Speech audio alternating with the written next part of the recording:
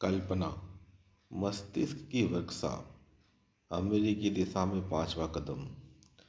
कल्पना सचमुच वह वर्कशॉप है जहाँ इंसान द्वारा बनाए गए सभी प्लान सही आकार में ढलते हैं। यहाँ मस्तिष्क की कल्पना की शक्ति द्वारा संवेग या इच्छा को आकार, रूप और कार्य रूप दिया जाता है। नमस्कार दोस्तों, आप सुन रहे हैं सोचिए और अमीर बनिए बाय नेपोलियन हिल। यह कहा गया है कि इंसान जिस चीज़ की कल्पना कर सकता है वो उसकी रचना भी कर सकता है। अपनी कल्पना शक्ति की मदद से इंसान ने पिछले 50 वर्षों के दौरान प्रकृति की शक्तियों को जितना खोजा है और उनका जितना दोहन किया है, उतना इससे पहले मानव जाति के पूरे इतिहास में नहीं हुआ। उसने हवा को बुरी तरह से जीत लिया है, उड़ने के मामले में पक्षियों को बुरी तरह से पीछे छोड़ दिया है। उसने करोड़ों मील दूर स्थित सूर्य का भार मालूम कर लिया है, उसका विश्लेषण कर लिया है और कल्पना की मदद से यह निर्धारित कर लिया है कि यह किन तत्वों द्वारा बना है। उसने वाहनों की गति बढ़ा ली है और अब वह 600 मील प्रति घंटे से भी अधिक की रफ्तार से यात्रा कर सकता है। तर्क की दृष्टि से इंसान की एकलौती सीमा उसकी कल्पनाशीलता के विकास और प्रयोग को लेकर है। वह अपनी कल्पना शक्ति के प्रयोग के विकास के शिखर पर अब भी नहीं पहुंचा है। उसने तो सिर्फ ये खोजा है कि उसके पास कल्पनाशीलता है और उसने बहुत ही प्रारंभिक तरीके से इसका प्रयोग करना शुरू किया है। कल्पना के दो रूप। कल्पना दो रूपों में कार्य करती है। एक रूप है संश्लिष्ट कल्पना, दूसरी है रचनात्मक कल्पना। संश्लिष्ट कल्पना, इस शक्ति के द्वारा इंसान पुरानी अवधारणाओं, विचारों या योजनाओं को नए कॉम्बिनेशन में व्यवस्थित कर सकता है। इस शक्ति से कुछ नहीं रचा जाता, ये केवल अनुभव, शिक्षा और अवलोकन की सामग्री के हिसाब से काम करती है। आविष्कार करने वाले लोग अधिकतर इसी शक्ति का प्रयोग करते हैं। इसका अपवाद सिर्फ जीनियस है, जो अगर संश्लिष्ट कल्पना द्वारा अपनी समस्या को नहीं सुलझा पाता तो वो रचनात्मक कल्पना शक्ति का सहारा लेता है। रचनात्मक कल्पना शक्ति के द्वारा इंसान का सीमाबद्ध मस्तिष्क अनंत प्रज्ञा से सीधे संपर्क करता है। यह वह शक्ति है जिसके द्वारा प्रेरणा और आभास प्राप्त किए जाते हैं।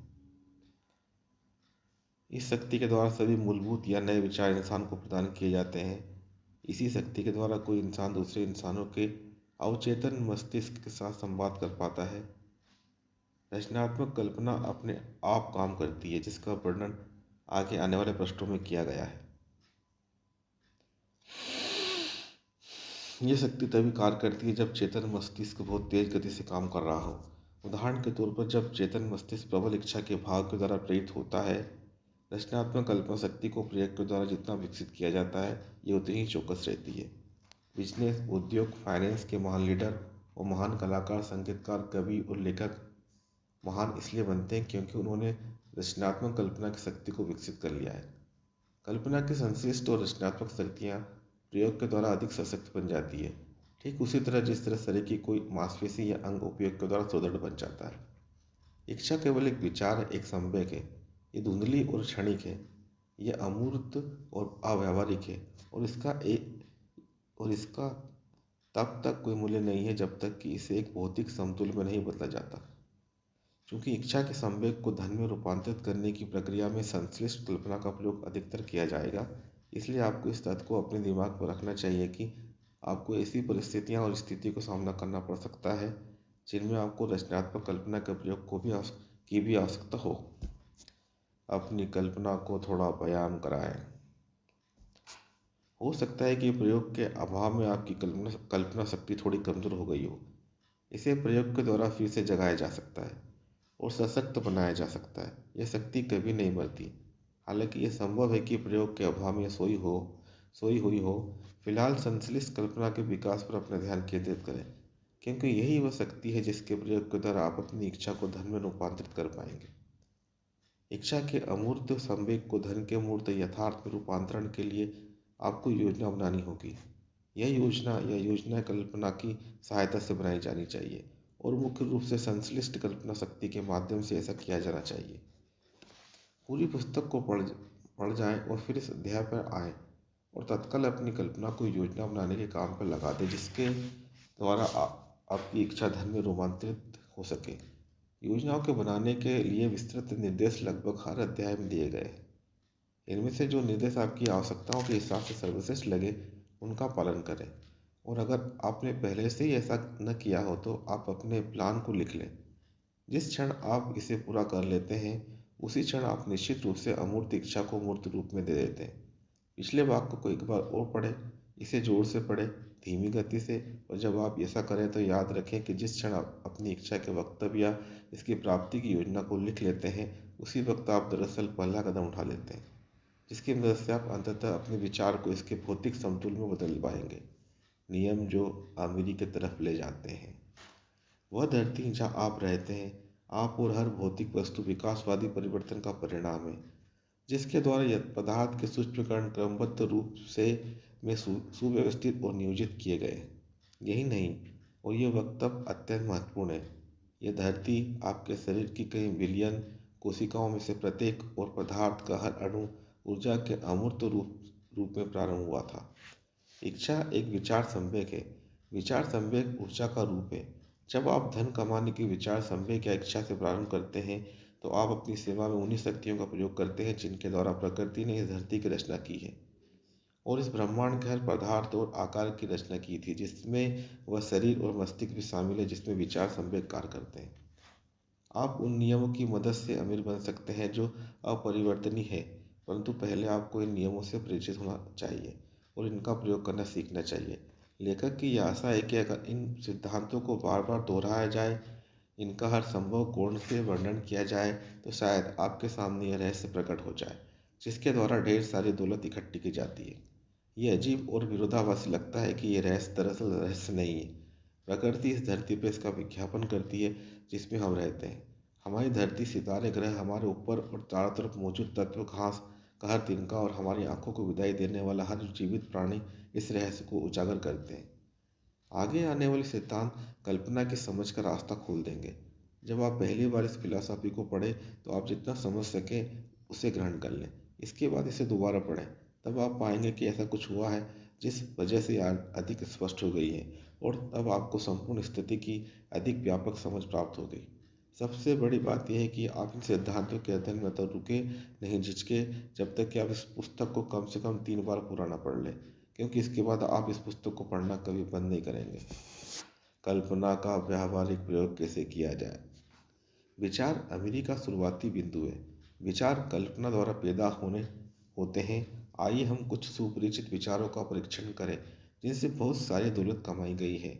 ऐसी आशा है कि इन उदाहरणों से आपको उस तरीके के बारे में निश्चित जानकारी मिल जाएगी जिसके द्वारा कल्पना का प्रयोग अमीर बनने में किया जा सकता है। जादुई केतली। 50 साल पहले एक बूढ़ा देहाती डॉक्टर शहर में आया। उसने अपना घोड़ा बांधा और धीमे से वह एक दवाई की दुकान में पिछले दरवाजे से घुस गया और युवा ड्रग क्लर्क से चर्चा करने लगा। 1 घंटे तक बूढ़ा डॉक्टर और क्लर्क धीमे धीमे बात करते रहे। फिर डॉक्टर बाहर गया। वह अपनी बग्घी के पास पहुंचा और उसने उसमें से एक बड़ी सी पुरानी केतली निकाली, एक बड़ा लकड़ी का पेडल भी जिसका प्रयोग केतली के सामान को हिलाने में किया जाता है, और उसने उन चीज़ों को स्टोर के पिछवाड़े में रख दिया। क्लर्क ने केतली की जांच की, अपने अंदर की जेब में हाथ डालकर नोट निकाले, डॉक्टर को दे दिए। क्लर्क ने डॉक्टर को कुल $500 दिए थे जो उसकी पूरी बचत थी। डॉक्टर ने क्लर्क को एक छोटा सा कागज का टुकड़ा दिया जिस पर एक गोपनीय फार्मूला लिखा हुआ था। उस छोटे से कागज पर लिखे हुए शब्द किसी राजा के खजाने के बराबर कीमती थे, परंतु डॉक्टर के लिए नहीं। ये जादुई शक्ति केतली का उबलना शुरू करने के लिए आवश्यक थे, परंतु न तो डॉक्टर और न ही क्लर्क ये जानते थे कि इस केतली से कितना अथाह धन बरसेगा। बूढ़ा डॉक्टर केतली को $500 में बेचकर बहुत खुश था। क्लर्क अपने पूरे जीवन की बचत को एक कागज के टुकड़े और एक पुरानी केतली के लिए दांव पर लगाकर बहुत बड़ा जोखिम ले रहा था। उसने सपने में भी नहीं सोचा था कि उसके निवेश से केतली जब उबलेगी तो उसमें से पिघला हुआ सोना बहेगा जो एक दिन अलादीन के चिराग के चमत्कारी प्रदर्शन को भी पीछे छोड़ देगा। क्लर्क ने दरअसल जो खरीदा था वह एक विचार था। पुरानी केतली और लकड़ी का पेडल और कागज पर लिखा हुआ एक गोपनीय संदेश तो साथ में मिले थे। केतली का चमत्कारी प्रदर्शन तब होना शुरू हुआ जब इसके नए मालिक ने गोपनीय निर्देशों के साथ एक ऐसा तथ्य मिलाया जिसके बारे में डॉक्टर कुछ नहीं जानता था।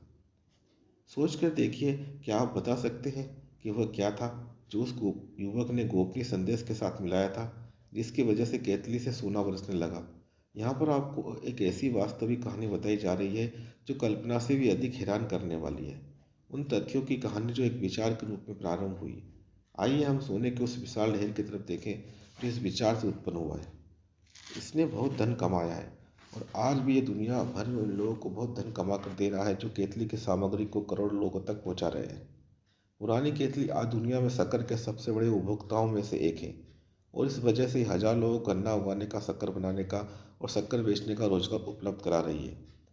पुरानी केतली हर साल करोड़ों कांच की बोतलों को काम में लेती है, जिससे कांच का काम करने वाले बहुत से लोगों को रोजगार मिलता है। पुरानी केतली पूरे देश में क्लर्कों, स्टेनोग्राफर, कॉपीराइटर्स और एडवर्टाइजिंग विशेषज्ञों की खोज को रोजगार देती है।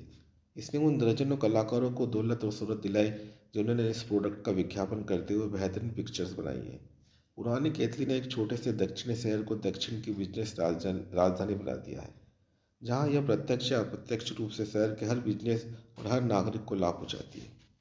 इस विचार का प्रभाव अब दुनिया के हर सभ्य देश को लाभ पहुंचाता है और इसे छूने वाले हर आदमी को सोने की बहती हुई धारा में से हिस्सा मिलता है। केतली से बरसते सोने ने दक्षिण के एक प्रसिद्ध कॉलेज को बनाया, जहां हजारों युवक और युवतियां सफलता के लिए अनिवार्य प्रशिक्षण प्राप्त करते हैं। अगर पीतल की पुरानी केतली बोल सके तो यह हर भाषा में रोमांस की रोमांचक कहानी सुनाएगी। प्रेम का रोमांस, बिजनेस का रोमांस, प्रोफेशनल पुरुषों और महिलाओं को रोमांस जो इसके द्वारा प्रतिदिन प्रेरित होते हैं। लेखक कम से कम एक ऐसे रोमांस के बारे में पूरी तरह से आश्वस्त है क्योंकि वह इसका एक हिस्सा बना रहा है और यह उस स्थान से ज़्यादा दूर शुरू नहीं हुआ था जहाँ ड्रग क्लर्क ने पुरानी केतली खरीदी थी, जहाँ पर लेखक अपनी पत्नी से मिला था और उसी ने लेखक को इस जादुई केतली के बारे में पहली बार बताया था। उस समय भी वे इस केतली के उबलने वाला सामान ही पी रहे थे जब लेखक ने उससे पूछा था, क्या तुम मुझसे शादी करोगी? आप कोई भी हो, आप कहीं भी रहते हो, आप कोई भी काम करते हो, भविष्य में इतना याद रखें कि जब आप कोका कोला शब्द सुने तो आप ये याद कर लें कि दौलत और प्रभाव का यह साम्राज्य एक विचार से शुरू हुआ था और ड्रग क्लर्क आशा आशा कैंडलर ने उस गोपनीय फार्मूले के साथ जो रहस्यमय तत्व मिलाया था वह था कल्पना। ठहरिए और इसके बारे में एक पल सोचिए। यह भी याद रखें कि अमीरी के जो कदम इस पुस्तक में बताए गए हैं, उन्हीं के सहारे कोका कोला का प्रभाव दुनिया के हर शहर, कस्बे, गांव और चौराहों पर फैला है। और आपके मस्तिष्क में उत्पन्न होने वाला हर विचार जो कोका कोला की तरह दमदार और संभावनापूर्ण हो, दुनिया भर की प्यास बुझाने वाले इस रिकॉर्ड की बराबरी कर सकता है। मैं क्या करूँगा अगर मेरे पास 10 लाख डॉलर हों? ये कहानी उस पुरानी कहावत की सच्चाई सिद्ध करती है, जहाँ चाह वहाँ राह। ये मुझे प्रिय शिक्षाविद और धर्मोपदेशक स्वर्गीय फ्रैंक डब्ल्यू गुंसालस ने सुनाई थी, जिन्होंने शिकागो के स्टॉक यार्ड वाले क्षेत्र में धर्मोपदेश का अपना करियर शुरू किया था। जब गुंसालस कॉलेज में पढ़ता था तो उसे हमारे शिक्षा तंत्र में कई दोष नजर आए। उसे विश्वास था कि अगर वह कॉलेज का प्रमुख बन जाए तो वह इन दोषों को दूर कर सकता है। उसने अपने मन में यह ठान लिया कि वह एक नया कॉलेज बनाएगा जिसमें वह अपने विचारों को आजमाएगा और शिक्षा के पारंपरिक तरीके से हटकर कुछ करेगा। उसे अपने इस प्रोजेक्ट के लिए 10 लाख डॉलर की जरूरत थी। वह इतनी बड़ी रकम कहाँ से जुटा पाएगा? ये सवाल उस महत्वाकांक्षी युवा धर्मोपदेश के विचार में हर पल गूंजता रहता था, परंतु वह इस दिशा में कोई प्रगति नहीं कर पा रहा था। हर रात को वह अपने बिस्तर पर इस विचार के साथ सोता था, हर सुबह इसी विचार के साथ वह नींद से जागता था। वह जहाँ भी जाता था यह विचार उसके साथ साथ चलता जाता था। वह इसे लगातार अपने दिमाग में बिठाता रहा जब तक कि ये विचार प्रबल दीवानगी में न बदल गया। दार्शनिक और धर्मोपदेशक होने के कारण डॉक्टर गुंसालस ये बात समझते थे जो जीवन में सफल होने वाले सभी लोग समझते हैं कि लक्ष्य की निश्चितता वह शुरुआती बिंदु है जहाँ से इंसान को शुरुआत करनी चाहिए। वे यह भी जानते थे कि लक्ष्य निश्चित हो जाने के बाद वे जीवंत हो जाते हैं। उनमें जीवन और शक्ति का संचार होता है, खासकर तब जब उनके पीछे इस लक्ष्य को इसके भौतिक समतुल में रूपांतरित करने की एक धधकती हुई इच्छा हो। वे इन सारी महान सच्चाइयों को जानते थे, परंतु वे यह नहीं जानते थे कि उनके पास 10 लाख डॉलर कहाँ से आएंगे। आमतौर पर इसका स्वाभाविक तरीका यही होता है कि वह हार मान लेते और यह कहकर प्रयास करना छोड़ देते, मेरा विचार तो अच्छा है परंतु मैं इस बारे में कुछ नहीं कर सकता, क्योंकि मैं इसके लिए आवश्यक 10 लाख डॉलर नहीं जुटा सकता। अधिकांश लोगों ने बिल्कुल यही कहा होता, परंतु डॉक्टर गोंसाल्विस ने ऐसा नहीं किया। उन्होंने जो कहा और उन्होंने जो किया वह इतना महत्वपूर्ण है कि अब उन्हें खुद ही अपनी कहने बात कहने देता हूँ। शनिवार की एक दोपहर मैं अपने कमरे में बैठा हुआ सोच रहा था कि अपनी योजनाओं को सफल बनाने के लिए मैं किस तरीके से इस महत्वपूर्ण तथ्य की तरफ किस तरह से आवश्यक धनराशि जुटाऊंगा। लगभग 2 सालों तक मैं सोचता ही रहा था, परंतु मैंने सोचने के अलावा कुछ नहीं किया था। अब कर्म करने का समय आ चुका था। मैंने तभी अपना मन बना लिया कि मैं एक सप्ताह में 10 लाख डॉलर की राशि जुटा लूँगा। कैसे, मैं ये नहीं जानता था। महत्व की बात यह निर्णय लेना था कि मैं वह धनराशि एक निश्चित समय सीमा में जुटा लूँगा। और मैं आपको बताना चाहता हूँ कि जिस क्षण मैं इस निश्चित निर्णय पर पहुँचा कि मैं आवश्यक धनराशि निश्चित समय सीमा में जुटाऊँगा, मुझे आश्वस्त करने वाली एक अजीब सी राहत महसूस हुई, जो मुझे इससे पहले कभी महसूस नहीं हुई थी। मेरे अंदर जैसे कोई कह रहा था, तुम इस निर्णय पर बहुत पहले क्यों न पहुँचे। यह धनराशि लंबे समय से तुम्हारा इंतजार कर रही है। घटनाएं तेजी से हुई। मैंने अखबार वालों को बुलाया और घोषणा की कि मैं अगली सुबह एक व्याख्यान दूंगा, जिसका शीर्षक होगा, अगर मेरे पास 10 लाख डॉलर हो तो मैं क्या करूंगा। मैं तत्काल व्याख्यान तैयार करने में जुट गया, परंतु मैं आपको सच बताऊं कि यह काम मुश्किल नहीं था, क्योंकि मैं इस व्याख्यान को लगभग 2 साल से तैयार कर रहा था। आधी रात के काफ़ी पहले मैंने व्याख्यान लिखना समाप्त कर लिया। मैं बिस्तर पर गया और विश्वास की अनुभूति के साथ सोया, क्योंकि मैं देख सकता था कि मेरे पास 10 लाख डॉलर मौजूद हैं और मैं उनका स्वामी था। अगली सुबह मैं जल्दी उठा, बाथरूम में गया, व्याख्यान को पढ़ा और अपने घुटने टेके और पूछा कि क्या मेरा प्रवचन किसी ऐसे आदमी का ध्यान आकर्षित कर सकता है जो आवश्यक धनराशि प्रदान कर सके। जब मैं प्रार्थना कर रहा था तो मुझे वही आश्वस्त करने वाली अनुभूति एक बार फिर हुई, धनराशि आने ही वाली है। मैं इतना रोमांचित था कि मैं व्याख्यान को साथ ले जाना भूल गया, और मुझे यह बात तब तक पता नहीं चली जब तक कि मैं श्रोताओं के सामने खड़ा होकर उसे शुरू करने के लिए तैयार नहीं हो गया। अब अपने नोट्स लाने का वक्त नहीं था। उन्हें घर पर भूल आना मेरे लिए एक वरदान साबित हुआ। नोट्स के बजाय मेरे अवचेतन मस्तिष्क ने मुझे मेरी ज़रूरत का सारा सामान प्रदान किया। जब मैं अपना अवचेतन शुरू करने के लिए खड़ा हुआ तो मैंने सॉरी मैं अपना प्रवचन शुरू करने के लिए खड़ा हुआ तो मैंने अपनी आंखें बंद कर ली और मैं अपने सपनों के बारे में अपने दिल और आत्मा से बोला। मैंने न सिर्फ अपने श्रोताओं से बात की, बल्कि मुझे लगता है कि मैंने ईश्वर से ये बात की। मैंने बताया कि अगर यह धनराशि मेरे हाथों में रख दी जाए तो मैं 10 लाख डॉलर में से क्या कर सकता था। मैंने यह योजना विस्तार से बताई जो मेरे दिमाग में थी। मैंने बताया कि मैं किस तरह की महान शैक्षणिक संस्थान बनाने जा रहा हूँ, जहाँ युवा लोग व्यावहारिक चीज़ें करना सीखेंगे, साथ ही उनके मस्तिष्क का विकास भी होगा। जब मैंने भाषण समाप्त कर लिया और मैं बैठ गया तो पीछे की तीसरी पंक्ति में एक आदमी धीमे से अपनी कुर्सी से उठा और मेरी तरफ आगे बढ़ा। मैं हैरान था कि वह क्या करने के लिए मेरे पास आ रहा है। वह मंच पर आया, उसने अपना हाथ बढ़ाया और कहा, मुझे आपका प्रवचन पसंद आया। मुझे विश्वास है कि आपने जो कहा है वह आप सचमुच कर सकते हैं। वह शर्तें आपके पास 10 लाख डॉलर हो। ये सिद्ध करने के लिए कि मुझे आप में और आपके प्रवचन में विश्वास है, मैं आपको 10 लाख डॉलर दे सकता हूँ, अगर आप कल सुबह मेरे ऑफिस में आ जाए। मेरा नाम फिलिप डी आर्मर है। युवा गोंसाल्विस मिस्टर आर्मर के ऑफिस में गया और उसे 10 लाख डॉलर मिल गए। उस धनराशि से उसने आर्मर इंस्टीट्यूट ऑफ टेक्नोलॉजी की नींव डाली, जिसे अब इलियॉन इंस्टीट्यूट ऑफ टेक्नोलॉजी के नाम से जाना जाता है। यह 10 लाख डॉलर उसके पास एक विचार के परिणाम के रूप में आए। इस विचार के पीछे एक इच्छा थी जिसे युवा गोंसाल्विस अपने दिमाग में लगभग 2 सालों से पाल रहा था। इस महत्वपूर्ण तथ्य की तरफ ध्यान दीजिए। जब वह अपने मस्तिष्क में निश्चित निर्णय पर पहुंच गया और उसने इसे हासिल करने की एक निश्चित योजना पर अमल करने का फैसला किया, उसके 36 घंटे बाद ही उसे धनराशि मिल गई। 10 लाख डॉलर के बारे में युवा गोंसाल्विस के अस्पष्ट चिंतन और धुंधली आशा के बारे में कुछ नया या अद्भुत नहीं है। उसके पहले और उसके बाद भी बहुत से लोगों के मन में इसी तरह के विचार आए थे, परंतु उस यादगार शनिवार को जब वह अपने निर्णय पर पहुंचा तो उस निर्णय में कुछ भिन्न और अभूतपूर्व था। जब उसने अस्पष्टता को अलग हटा दिया और निश्चितता से कहा, मैं एक सप्ताह में धनराशि जुटा लूंगा। इससे भी बड़ी बात यह है कि जिस सिद्धांत ने डॉक्टर गोंसाल्विस को 10 लाख डॉलर दिलाए थे, वो सिद्धांत आज भी जीवित है। ये सिद्धांत आपके लिए भी काम कर सकता है। ये शाश्वत नियम आज भी उतने ही काम का है जितना कि यह पहले उस युवा धर्म उपदेशक के काम का था, जिसे अपने इरादों में जबरदस्त कामयाबी मिली थी। विचारों को नकदी में रूपांतरित कैसे करें? यह सोचे कि आशा कैंडलर और डॉक्टर फेंग के बीच में एक बात सामान्य थी। दोनों इस प्रबल सत्य को जानते थे कि निश्चित लक्ष्य और निश्चित योजना की शक्ति के द्वारा विचारों को नकदी में बदला जा सकता है। अगर आप उन लोगों में से हैं जो ये विश्वास करते हैं कि सिर्फ कड़ी मेहनत और ईमानदारी से ही अमीरी आ जाएगी, तो इस विचार को अपने दिमाग से निकाल दें। यह सच नहीं है। अमीरी जब भी प्रचुरता में आती है तो यह सिर्फ कड़ी मेहनत की जरूरत नहीं आती। अमीरी निश्चित मांग की प्रतिक्रिया के स्वरूप आती है और यह कुछ निश्चित सिद्धांतों के प्रयोग पर आधारित है।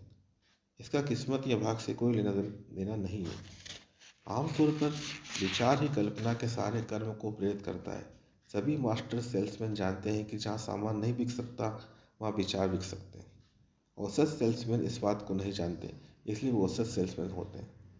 कम कीमत की पुस्तकों के एक प्रकाशक ने एक खोज की जो आमतौर पर सभी प्रकाशकों के लिए महत्वपूर्ण साबित हो सकती है। उसने सीखा कि कई लोग पुस्तक के अंदर के शब्दों को नहीं खरीदते, बल्कि वे शीर्षक खरीदते। उसकी एक पुस्तक बिक नहीं रही थी। जब उसने इस पुस्तक का शीर्षक बदल दिया तो उस पुस्तक की बिक्री 10 लाख प्रतियों से अधिक हो गई। ध्यान दें, पुस्तक के अंदर की सामग्री जरा भी नहीं बदली गई थी। उसने सिर्फ पुस्तक का कवर फाड़ दिया था जिस पर वह शीर्षक डला था जो नहीं बिक रहा था, और उसने उसके स्थान पर एक नया कवर लगा दिया जिस पर एक ऐसा शीर्षक था जो बॉक्स ऑफिस के हिसाब से आकर्षक था। हालांकि ये बहुत आसान लगता है, परंतु विचार तो है ही, ये कल्पना थी। विचार की कोई औसत या निर्धारित कीमत नहीं होती। विचारों की का रचयिता अपनी खुद की कीमत तय करता है, और अगर वह स्मार्ट होता है तो उसे कीमत मिल जाती है। व्यावहारिक दृष्टि से हर अमीरी की कहानी उस दुनिया से शुरू होती है जब विचारों को एक रचयिता और विचारों का एक विक्रेता इकट्ठे होते हैं। जब विचारों का एक रचयिता और विचारों का एक विक्रेता इकट्ठे होते हैं, वो मिलकर काम करते हैं। कार्नेगी ने अपने आसपास ऐसे लोगों को इकट्ठा कर लिया था जो वह सब कर सकते थे जो कार्नेगी नहीं कर सकते थे। लोग जो विचारों का जन्म देते थे, लोग जो उन विचारों को कर्म में परिवर्तित कर सकते थे और उन्हें और दूसरों को बेहद अमीर बनाते थे। करोड़ों लोग जिंदगी भर ब्रेक या मौके की तलाश करते रहते हैं। हो सकता है उनकी खुशकिस्मती से उन्हें कोई मौका मिल भी जाए, परंतु सबसे सुरक्षित योजना यही है कि किस्मत के भरोसे हाथ पर हाथ रख कर न बैठा जाए। मुझे एक सुनहरा ब्रेक मिला जिससे मुझे मेरे जीवन का सबसे बड़ा अवसर मिला, परंतु 25 साल के लगन भरे प्रयासों के बाद ही यह अवसर मेरी पूंजी बन पाया। यह ब्रेक था कि मैं एंड्रयू कार्नेगी से खुशकिस्मती से मिला और मुझे उनका सहयोग मिला। उस अवसर पर कार्नेगी ने मेरे मस्तिष्क में एक विचार का बीज बोया। वह बीज यह था कि मैं उपलब्धि के सिद्धांतों को सफलता की फिलॉसफी के रूप में व्यवस्थित करूं। इन 25 सालों में हुए शोध में जो खोज हुई है उनसे हजारों लोगों ने लाभ उठाया है, और कई लोग इस फिलॉसफी को अपनाकर अमीर बन चुके हैं। शुरुआत आसान थी। यह एक विचार था जिसे कोई भी विकसित कर सकता था। मुझे सहायता देने वाला ब्रेक कार्नेगी से मिला था, परंतु लगन, निश्चित लक्ष्य को हासिल करने की इच्छा और 25 वर्ष की लगन का कोई अर्थ नहीं है। यह कोई सामान्य इच्छा नहीं थी जो इतनी निराशा, लोगों द्वारा निरुत्साहित किए जाने, अस्थायी पराजय, आलोचना और समय की बर्बादी के बावजूद बनी रही। यह एक धधकती हुई इच्छा थी, एक दीवानगी थी। जब मेरे दिमाग में विचार कार्नेगी ने बोया तो इसे जिंदा बना रहने के लिए बनाया गया। इसकी देखभाल की गई और इसे आकर्षित किया गया। धीरे धीरे यह विचार अपनी शक्ति से इतना शक्तिशाली हो गया कि इसने बाद में मुझे बनाया, मेरी देखभाल की और मुझे प्रेरित किया। पहले आप विचारों को जीवन और एक्शन और मार्गदर्शन देते हैं, फिर वे स्वयं शक्तिशाली बन जाते हैं और अपने रास्ते के तमाम अवरोधों को हटा देते हैं। विचार अमूर्त शक्तियाँ हैं, परंतु उसमें भौतिक मस्तिष्कों से अधिक शक्ति होती है जिनसे वो उत्पन्न होते हैं। उनमें जिंदा बने रहने की शक्ति है, और यह शक्ति तब भी बनी रहती है जबकि उन्हें जन्म देने वाला मस्तिष्क धूल में मिल चुका होता है। दोस्तों, आपको ये कल्पना वाला चैप्टर जिसका आप बेसब्री से इंतजार कर रहे थे, वो आपके सामने आज ख़त्म हो चुका है। इसका अध्ययन करने के लिए आप बुक खरीद सकते हैं और बुक में इसकी सारी बातें को आप खुद पढ़ के एक्सपीरियंस कर सकते हैं। आज के लिए इतना ही। नेक्स्ट वीडियो में इसके आगे का जो छठा कदम है अमीरी का, उसके बारे में बताऊंगा। आपने सुना, उसके लिए आपका बहुत बहुत धन्यवाद। आपका दिन शुभ रहे।